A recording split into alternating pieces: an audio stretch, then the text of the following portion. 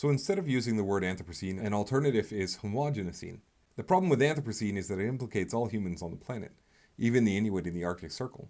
Their ice is melting. What did they do to deserve that? What they are experiencing is not the boomerang effect. They are largely just victims of the projects of Western capitalism. I like the word Homogenocene because it highlights the problem of uniformity, the vulnerabilities of sameness.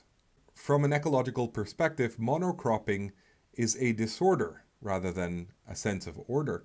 Monocropping isn't just agricultural either, but rather in relation to capitalism, Vandana Shiva recognizes the monoculture of the mind.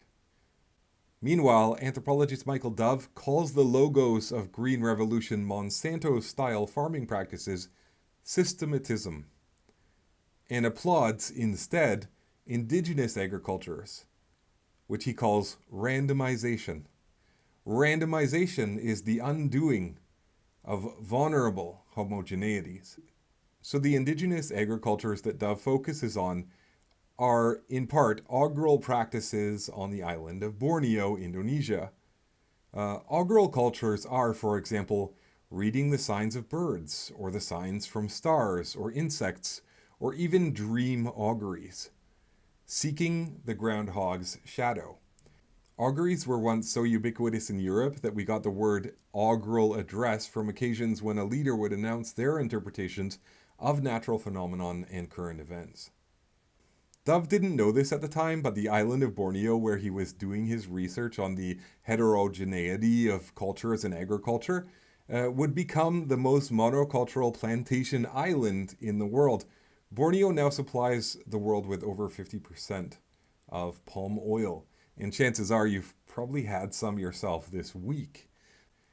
So along with monoculture comes the impression that a plant is only a plant, obscuring or alienating the oil palm tree's greater cultural significance in West Africa. So the oil palm trees of Borneo are all descendants of African palm nuts or kernels to meet the market pressures of quantification, the logos of maximizing calories per hectare, with qualitative accounts of the origins of oil palm and its cultural or cosmological meaning is to push back against the Homogenocene.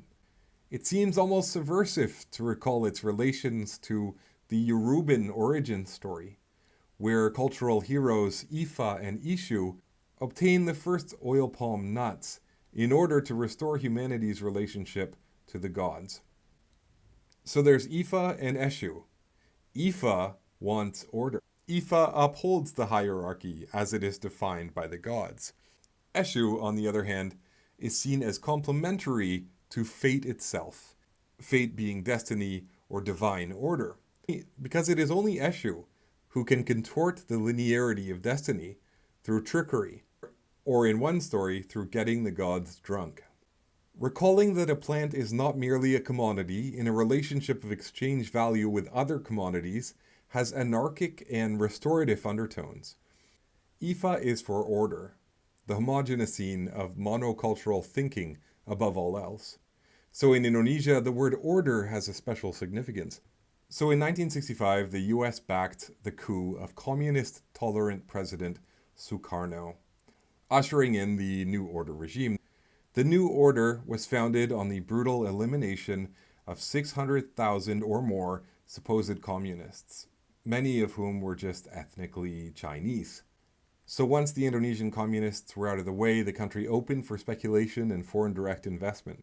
Through putting an end to Indonesian communism and even unions, through actual witch hunts that occurred up until the 70s, the New Order led directly into the monocropping of Borneo, Sumatra, and West Papua. And by the way, one behind Greenland, Papua is the second largest island in the world, while Borneo is the third. The Yoruban folk hero Eshu is a trickster, a shameless double dealer, whose role it is to set tongues wagging again when freedom to talk about unions and the importance of tropical forests have been curtailed by order. As Dove writes, local Bornean cultures use auguries to achieve similar ends, because the augury is a way of being deferential to tropical ecologies that are almost impossible to predict. Through humility rather than hubris, and through reading the signs of birds rather than assuming that systematism will have good results, the Ibanese Kantu of Borneo deprioritize production in favor of process, says Dove. The augury requires a complete and total break, which Gregory Bateson calls abrogation, of procedural thinking, allowing a total reconsideration of procedural and cybernetic logics popular in the oil palm occupation of Borneo. So through deprioritizing production, the Kantu and their augural traditions align with Eshu in his role of twisting fate, restoring healthy disorder, challenging Ifa. I hope to have the opportunity to research and write more about the anarchic utility of reading the signs of birds. By the way, it is no coincidence that Indonesia's state bird is the Garuda, a bird of prey, as this tradition relates to the Roman eagle, and the top-down repression of customary farm auguries.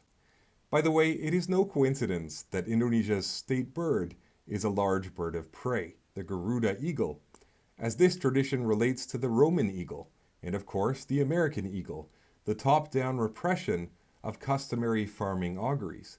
Even the dominant tribe of Borneo, the Iban, are also referred to as the cult of the hawk, because the Kantu, as studied by Dove, read the signs of 7 very small birds, the emblems of these larger tribes and the state itself, as birds of prey, signify the repression of alternative means of interpretation of nature. Just like the means of production, capitalists also seek to seize the means of interpretation, the means with which we interpret nature freely, whether that is nature that is external to us or internal in our dreams. So by extension, in Marxist thought, any meaningful revolution will necessarily involve seizing the means of interpretation again for ourselves. So hopefully in the upcoming years I'll have a chance to continue my research into the Yoruban mythologies of Ifa and Ishu, and how these archetypes relate to order and disorder. And hopefully in an agreeable way I would like to apply these archetypes to the problem of plantations in Indonesia, Southeast Asia, but also in South America and Africa. If I may, the trickster spirit, as exemplified by Eshu, is required right now to break the spell of commoditization. Commoditization has alienated us from the talisman-like fetishes, the qualities of the gift, innate in oil palm kernels, oil palm trees, and the cultural significance of these trees, beyond their popular definition as merely cash crops in the palm oil boom.